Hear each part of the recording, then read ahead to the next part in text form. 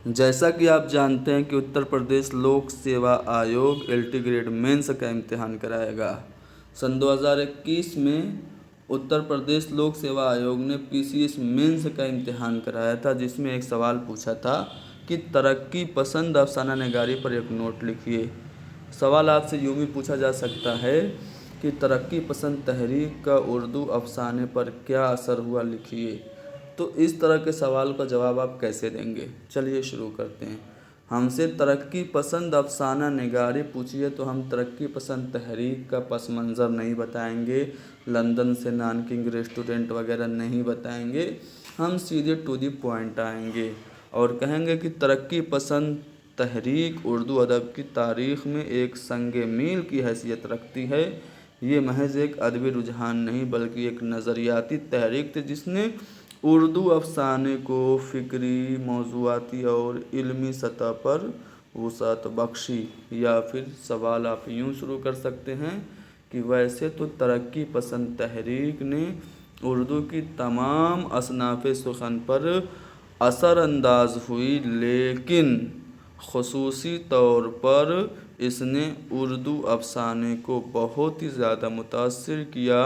इसने उर्दू अफसाने को फ़िक्री, मौज़ूआती और इल्मी सतह पर वुसअत बख्शी। इस तहरीक की पहली कुल हिंद कॉन्फ्रेंस लखनऊ में हुई, जिसकी सदारत मुंशी प्रेमचंद ने की। प्रेमचंद ने अपनी कहानियों को हकीकत का तर्जुमान और मज़दूरों, गरीबों और मज़लूमों को अपने अफसाने का हीरो बना दिया।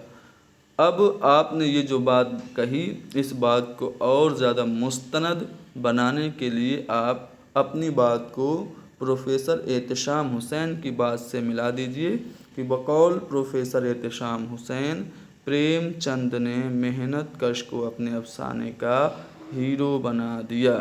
प्रेमचंद ने जो पहले कुल हिंद कॉन्फ्रेंस लखनऊ में हुई थी, उसके सदारती खुतबे में कहा था कि हमें हुस्न का मेयार बदलना होगा। तो प्रेमचंद से मुतासिर होकर दीगर तरक्की पसंद अफसाना निगारों ने उर्दू अफसाना को अदब बराए फ़न की क़ैद से निकाल कर अदब बराए ज़िंदगी का एक मजबूत मकसद दिया। इस तहरीक ने उर्दू अफसाने को इर्तिका की उस बुलंदी पर पहुँचाया कि नक्कादों ने तरक्की पसंद तहरीक का जो वो दौर था, उस दौर का अफसानवी अदब दुनिया के बेहतरीन अदब कहा। नाकदीन ने क्या कहा? तरक्की पसंद तहरीक के दौर का अफसानवी अदब दुनिया का बेहतरीन अदब है। बाज़ नाकदीन ने उस दौर को उर्दू अफसाने का अहद ज़र्री या फिर golden period of Urdu short story कहा। यानी 1936 के बाद की जो दहाई थी, उस दहाई को उर्दू अफसाने का ज़र्री दौर या अहद ज़र्री कहा गया। तरक्की पसंद अफसाना निगारों ने उर्दू अफसाने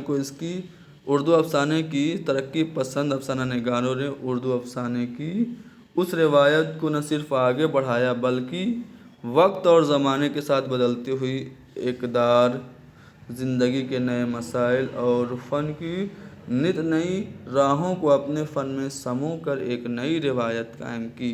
इस तहरीक ने उर्दू अफसानों में औरत के रिवायती तस्वुर को बदल दिया। औरत अब सिर्फ माशूका या घरेलू मुलाज़िमा नहीं रही, बल्कि एक ऐसी इकाई के तौर पर सामने आई जो माशी और जिनसी इस्तेहसाल का शिकार थी, मगर उसके खिलाफ आवाज़ उठाने का हौसला भी रखती थी। जैसे मंटो ने और इस्मत ने औरत को एक नए तरीके से अपने अफसानों में पेश किया।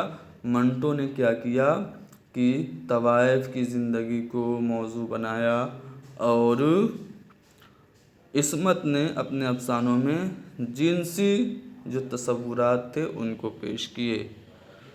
आगे तरक्की पसंद तहरीक ने अफसाने की ज़बान को भी मुतासिर किया। तकल्लुफ़ और मुबालगा आराई की जगह सादा, सलीस और अवामी ज़बान ने ले ली। यानी तरक्की पसंद तहरीक से अफसाने की ज़बान भी असरअंदाज हुई। अब मुबालगा और तकल्लुफ़ आराई की जगह आसान ज़बान और अवामी ज़बान इस्तेमाल होने लगी। اب کون کون سے ایسے افسانہ نگار تھے جنہوں نے ترقی پسند تحریک کے تحت افسانے لکھے، اس کا ذکر کر کے آپ سوال کو ختم کر سکتے ہیں۔ 2 سوال الفاظ میں ہی لکھنا ہے، جذبات میں نہیں بہنا ہے۔ ایسا نہیں ہے کہ کوئی سوال آپ کو آتا ہو تو اور آپ اسے ہی لکھتے جائیں اور سارا وقت اسے ہی دے دیں اور باقی سوالوں کے لیے وقت نہ بچے، ٹھیک ہے۔ اب اپنی فکر و فن کے ذریعہ ترقی پسند افسانہ کی بنیاد کو مستحکم کرنے والے افسانہ نگاروں میں علی عباس حسینی، اختر رائے پوری، احمد علی رشید جہاں، حیات اللہ انصاری، سہیل عظیم آبادی، اپیندر ناتھ اشک، کرشن چندر منٹو بیدی، احمد ندیم قاسمی، عصمت چغتائی، اختر انصاری، اختر اورینوی، بلونت سنگھ، خواجہ احمد عباس، عزیز احمد، دیویندر ستیارتھی، مہندر ناتھ اور ہنس راج وغیرہ کے نام خصوصی طور پہ لیے جا سکتے ہیں۔ سارے نام آپ کو یاد نہیں رہیں گے تو آپ محض یاد رکھیے گا کرشن چندر منٹو بیدی، عصمت، حیات اللہ انصاری اور احمد ندیم قاسمی کو نمائندہ ترقی پسند افسانہ نگار قرار دیا جا سکتا ہے، جنہوں نے اپنے افسانوں میں منٹو نے اپنے افسانوں میں کیا کیا؟ طوائف کی زندگی کو موضوع بنایا۔ بیدی نے کیا کیا؟ بیدی نے اپنے افسانوں میں عام نفسیات کو اور دیہاتی زندگی کو موضوع بنایا۔ عصمت نے جنسی کجروی کو، اور اس طرح سے احمد ندیم قاسمی نے پنجاب کی دیہی علاقوں کو اپنے افسانوں کا موضوع بنایا۔ یہ سب باتیں لکھی نہیں ہیں، آپ چاہیں تو لکھ سکتے ہیں۔ خلاصہ کلام یہ ہے کہ ترقی پسند افسانہ نگاری نے اردو افسانے کو عالمی ادب کے برابر لا کھڑا کیا۔ اس تحریک نے ادب کو ایک سماجی کارکن کا درجہ دیا اور ادب کو عام آدمی کے دکھ درد سے جوڑ دیا۔ اگرچہ بعد میں اس تحریک پر پروپیگنڈا کا الزام بھی لگایا گیا، لیکن اردو افسانے کی جو بنیاد ترقی پسندوں نے رکھی تھی، اسی پر آج کے جدید افسانے کی عمارت کھڑی ہے۔ تو دیکھا آپ نے ترقی پسند تحریک کا اردو افسانے پر کیا اثر ہوا، اس کو ہم نے مختصراً 2 پیج میں حل کیا۔ امید ہے یہ کلاس آپ لوگوں کے لیے فائدہ مند ثابت ہوگی۔ کلاس کو لائک کیجیے، شیئر کیجیے، حیدری اسٹڈی پوائنٹ کو ضرور سبسکرائب کیجیے۔